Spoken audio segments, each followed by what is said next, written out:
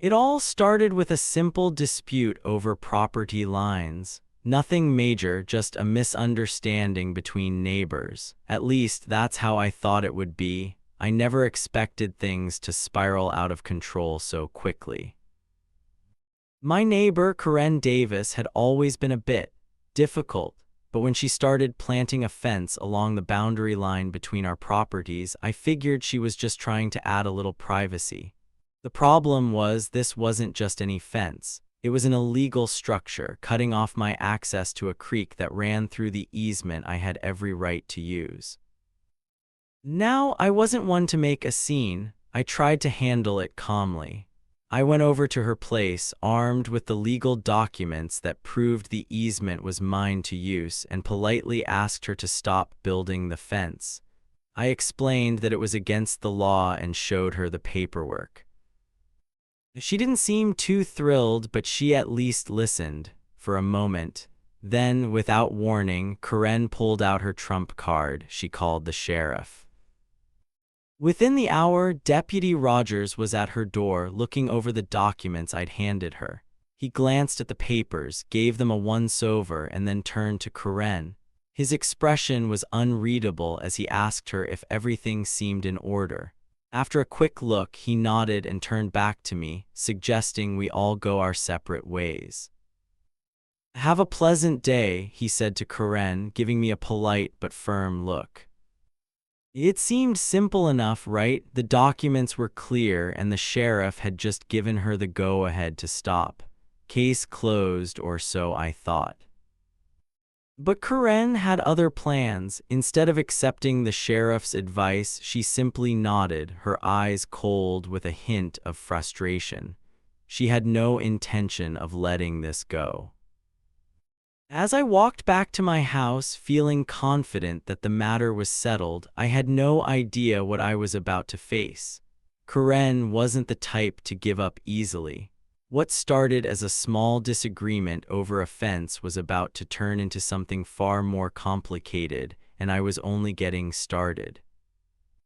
Little did I know this was just the beginning. What came next would make me wish I had never met Karen Davis at all. 2 weeks passed, and I thought things had calmed down. The fence was still standing, but Karen seemed to have backed off.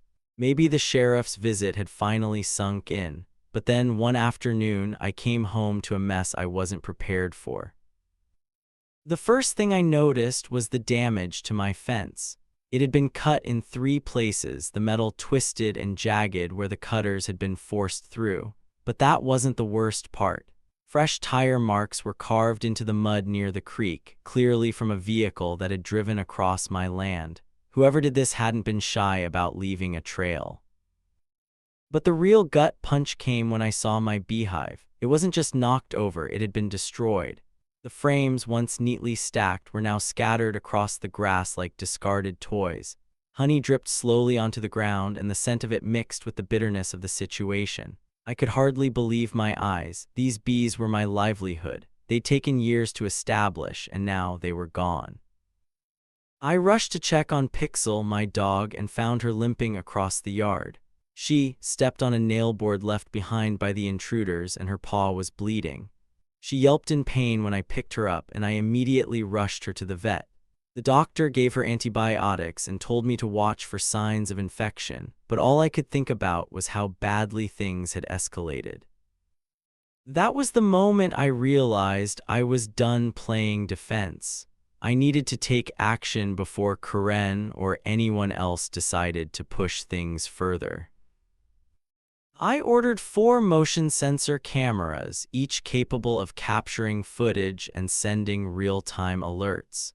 They would notify me every time something moved near my property, and I wouldn't have to worry about missing anything again. If they were planning something, I'd be ready. I also hired a licensed surveyor, Nora Beltran. She was tough as nails, and she worked quickly. She marked the corners of my property with bright fluorescent stakes and placed laminated placards explaining the criminal penalties for tampering with survey monuments. I wasn't just putting up a defense, I was making it clear that I wasn't afraid to fight back. That night I was awoken by the sound of my phone buzzing. The camera alerts were coming through, and they were coming fast. The timestamp read 1:13 a.m. I opened the live stream to see two figures in hoodies sneaking onto my property. The first one was tall, holding a pair of bolt cutters. He yanked up my survey stakes, tossing them into the creek like they were nothing.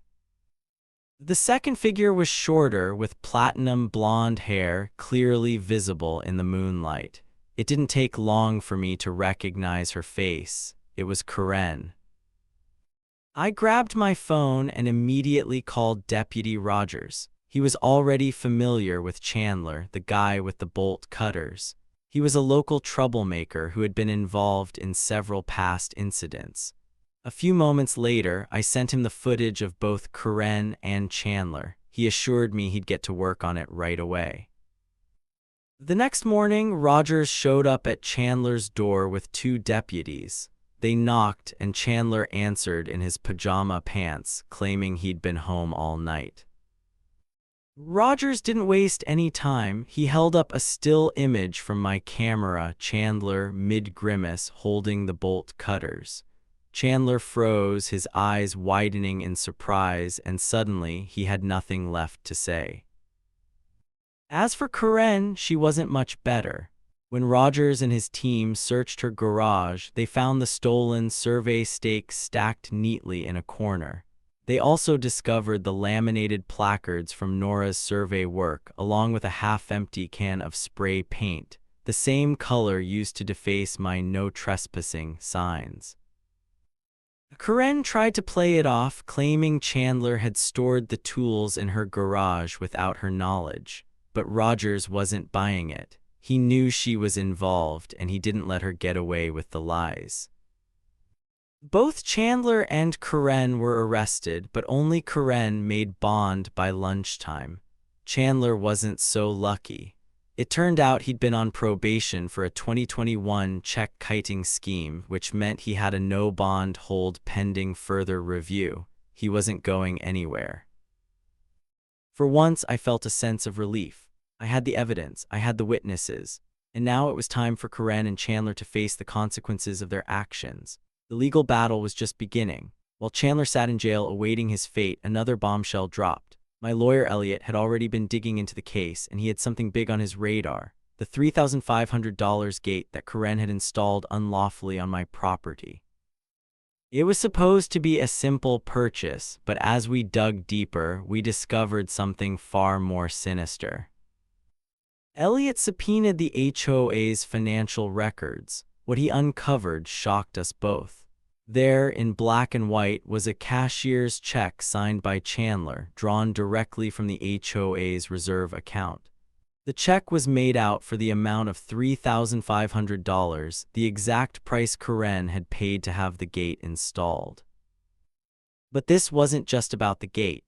As we pored over more records, we found other discrepancies, more checks written by Chandler, totaling nearly $46,900, all for grounds improvements that never happened. Chandler had been running a quiet scam within the HOA for years, funneling money from the community's reserve account into his own pockets under the guise of property improvements that were never completed. The gate was just the latest example of his fraudulent behavior, but it was clear that this was only the tip of the iceberg. The HOA board was furious when they learned about the financial mismanagement. They had trusted Chandler, who handled their bookkeeping, and he had betrayed that trust on a massive scale.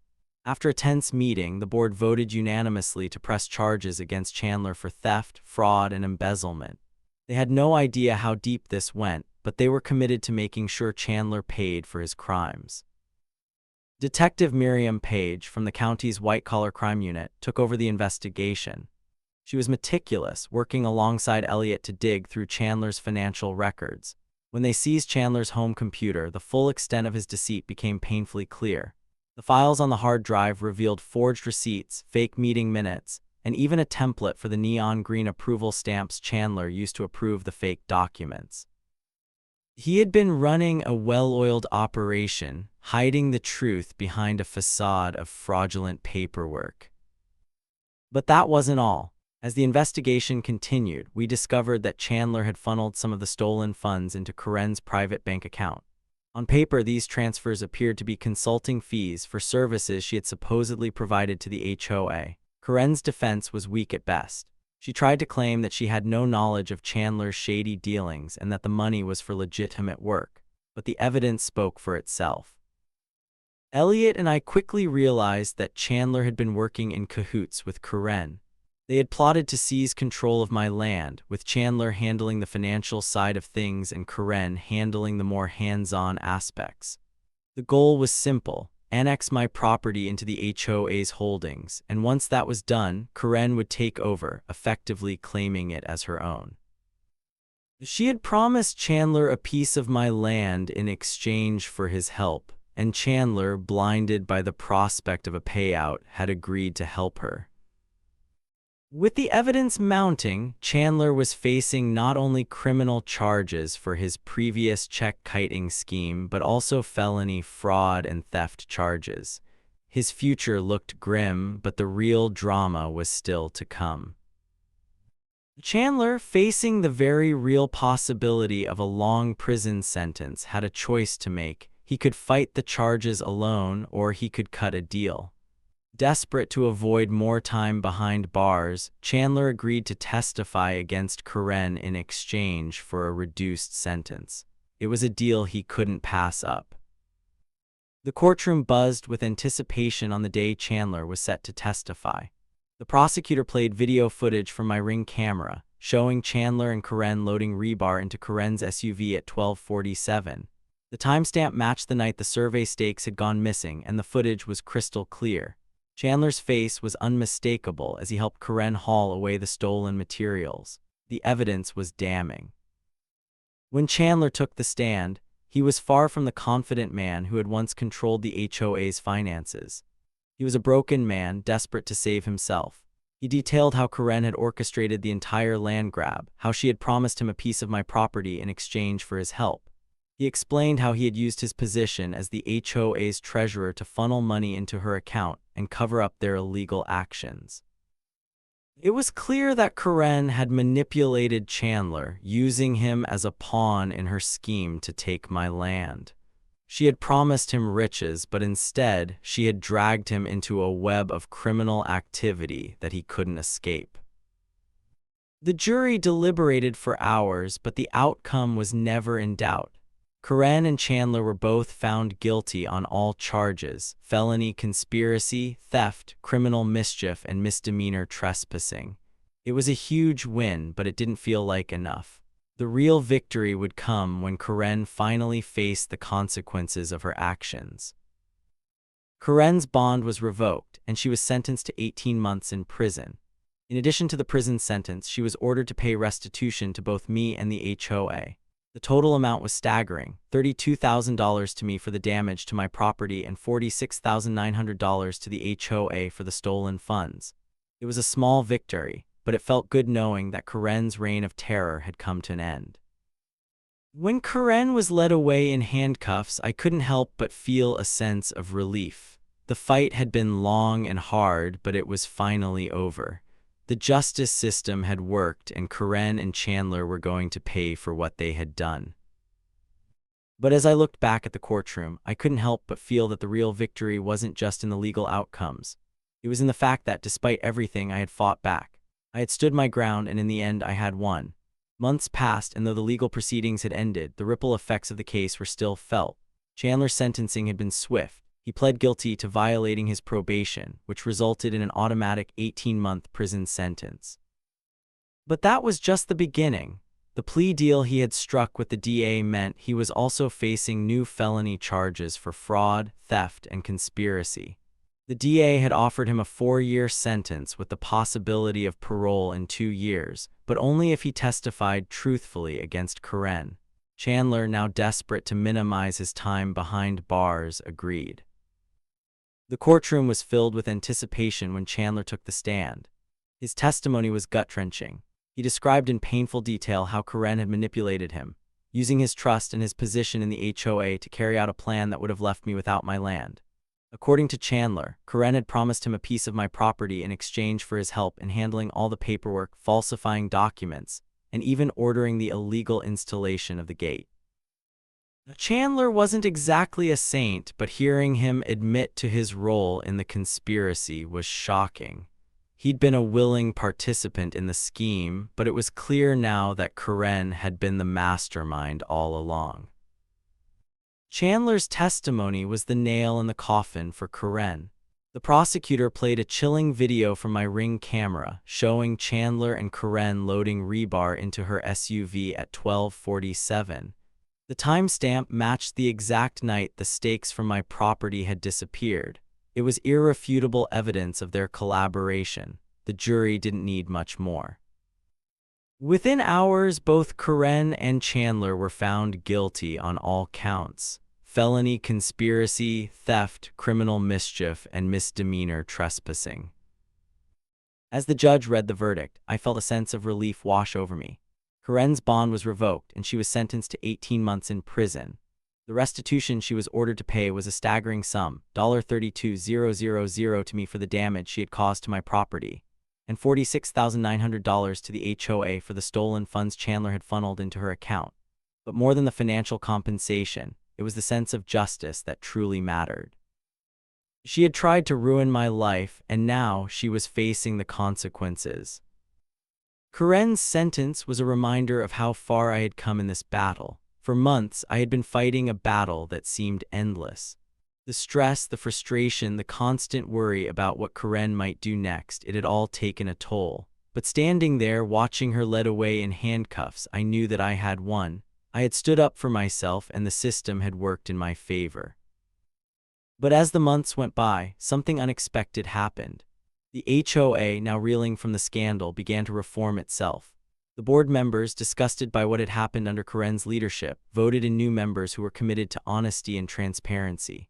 One day, I received a letter from the new board, apologizing for the actions of the past and offering to compensate me for the damage caused by Karen and Chandler's actions. Along with the apology, they included a check for $4,500 to repair my beehives.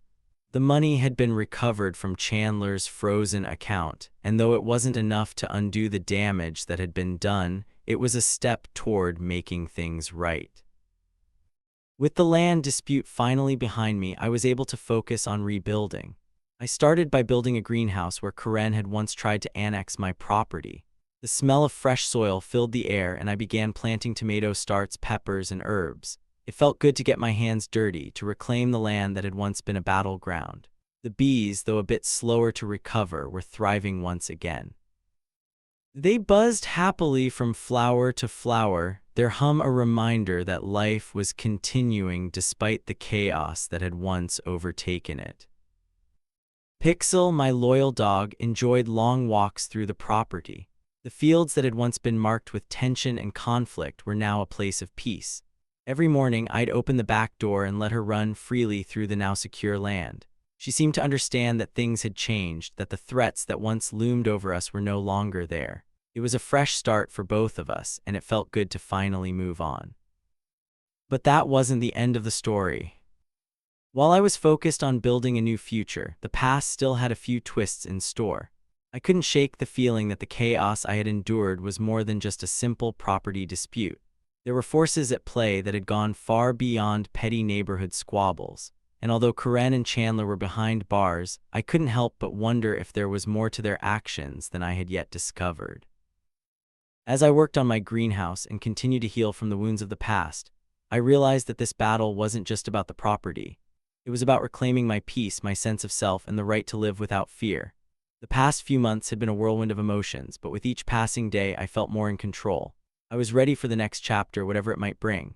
As time passed, the sting of the past slowly began to fade, replaced by a sense of peace and renewal. With the land dispute finally behind me, I started to look forward, not backward. The new board of the HOA had proven themselves committed to a fresh start, and their apology letter was a step in the right direction. Not only did they reimburse me for the damage caused by Karen's actions, but they also helped repair the physical damage done to my property, including the beehives that had been destroyed. The check for $4,500 drawn from Chandler's frozen account was more than just money. It was a symbol of accountability. It was the first time in months that I felt the system had worked in my favor, and for the first time, I felt like I could truly move forward. I wasn't about to let the space where Karen had once plotted her schemes stay idle for long. Instead of dwelling on the past, I began to build something new. I focused on what I had always dreamed of, a place where I could create, grow, and connect with nature. Right where Karen had once sought to annex my land, I started constructing a greenhouse. The air was thick with the smell of fresh soil, and soon, small tomato plants and herbs began to take root. The warmth of the sun on my face felt like a sign of hope, and the seedlings were a promise of growth, both literal and symbolic. Pixel, my dog, quickly adapted to our new routine. I could see the joy in her eyes as she chased butterflies in the field. The once chaotic property, full of tension and legal threats, was now a sanctuary. It felt like I had reclaimed a part of my life that had been taken from me, and I wasn't about to let that opportunity slip away. But my journey didn't stop there. The more I worked on my greenhouse, the more I realized that the land held even more potential than I had imagined. In fact, this fresh start was more than just a personal victory. It was a chance to create something that could benefit others. I began exploring opportunities to turn the space into a community garden, where neighbors could come together to grow their own food and enjoy the fruits of our collective labor. It wasn't just about me anymore. It was about using the lessons learned from the past to build something that would stand the test of time, a legacy of growth, healing, and unity. The future was brighter than I had ever imagined. A year passed since the chaos of the land dispute had settled. The greenhouse had flourished, as had the crops within it. The land that once represented a bitter battle now held the promise of new beginnings. I had taken full advantage of the fresh start, creating a thriving garden where once there had been conflict. The bees, once displaced by Karen's actions, were now thriving again, buzzing around the flowers and fruit trees I had planted. My life had regained a sense of balance and peace, and with it, a new sense of purpose. But as always seems to happen when you think the past is behind you, an unexpected twist arrived in the form of a letter. I had become accustomed to the weight of envelopes containing bills, updates from the HOA, or mundane reminders. But this letter was different. It was from a woman named Elaine Castor, who claimed to be Karen's heir and next of kin. At first I thought it was some kind of scam or a desperate attempt by someone looking to capitalize on Karen's mistakes.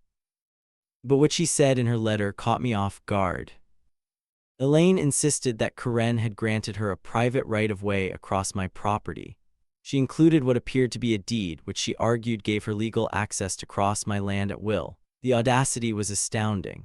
After everything that had transpired, I was now being threatened with another claim on my property.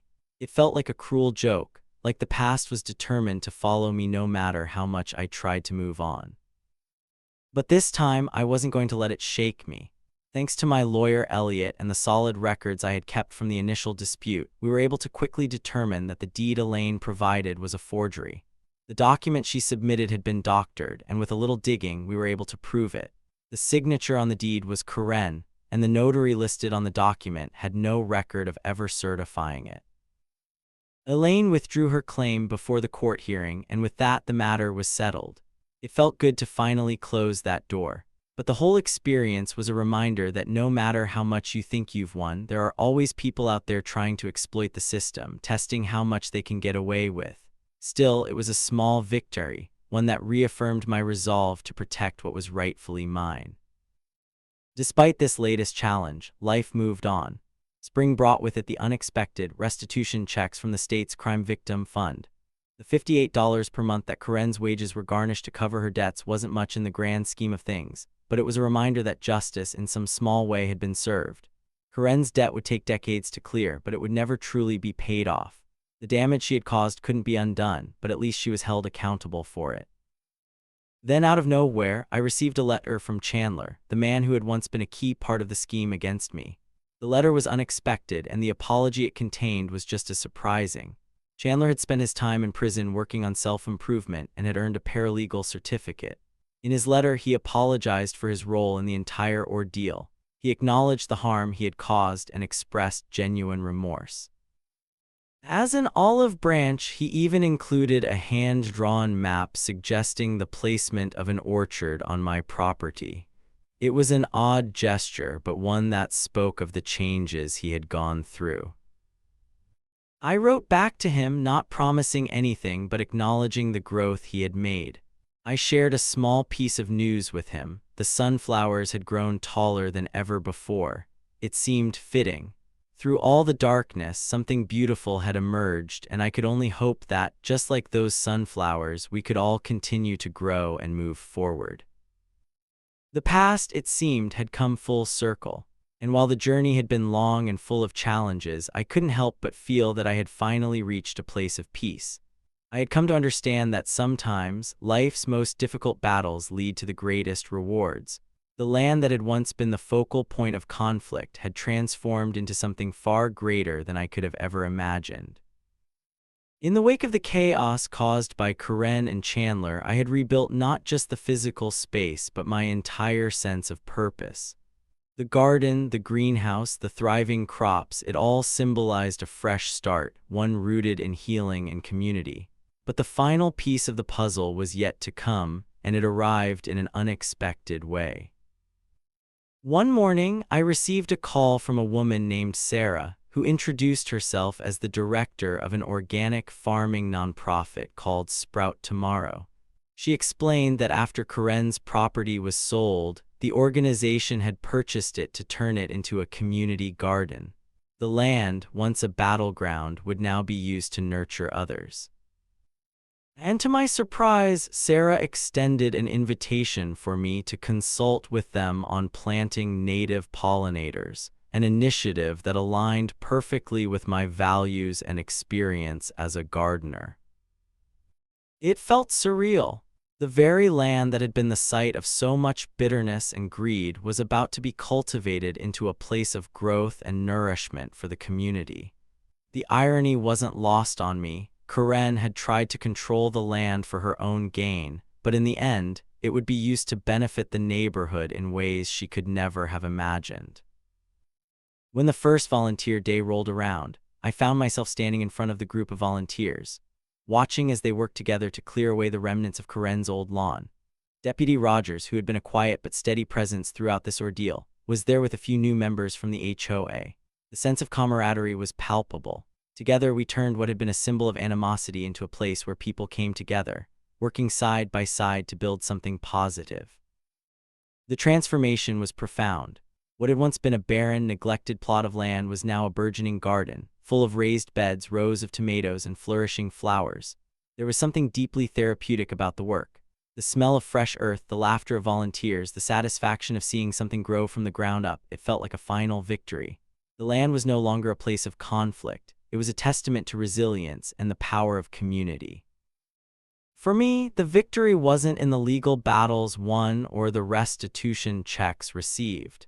It wasn't even in the arrest and conviction of Karen and Chandler. The real victory came from the transformation of that land, from a symbol of greed and ownership to a sanctuary for the people, a space that would nourish and sustain others. As the sun began to set on that first volunteer day, I stood back and took it all in. Pixel ran happily through the fields, her paws kicking up the dirt as she chased after butterflies.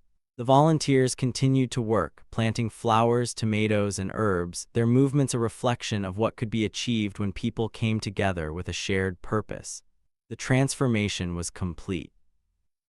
And as the seasons passed, the land continued to thrive, just like the sunflowers that had once grown taller than ever. The journey had been long, but in the end, the victory was clear. It wasn't just about reclaiming my property. It was about reclaiming a sense of peace, community, and purpose. And that, more than anything, was worth all the struggles along the way. By October, Sprout Tomorrow had hosted its first harvest dinner. It was a celebration of everything the community had worked for, every seed planted, every bed built, every hour spent nurturing the land. The dishes served that night were all from the garden just outside my door: roasted butternut squash, garlic honey carrots, heirloom tomato bruschetta. It was a simple but powerful reminder of how far we had come. During the dinner, I was given a nod for my role in the whole ordeal, but I brushed it off. The real victory wasn't in the recognition. It was in seeing how something born from conflict had evolved into something beautiful. The garden, the volunteers, the connections, it all felt right. In a way, it was like the land had finally forgiven me and I had forgiven it.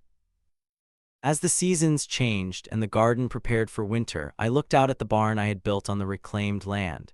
It was sturdy and well built, using the wood from Karen's old structure. The barn now stood as a reminder of everything that had come before and everything that had come after. It symbolized the journey I had taken, from the tension of the land dispute to the peace of a flourishing community garden. Pixel still ran through the fields, carefree and happy, just like I felt. We had both earned our peace. The days of confrontation, of legal battles and frustration were behind us, and while there would always be reminders of the past, I had finally found a sense of closure. Life had moved forward and I had too. The future felt wide open, full of possibilities and growth, just like the garden that had once been the site of so much struggle. Now it was a place of abundance, and I was grateful to witness it every single day.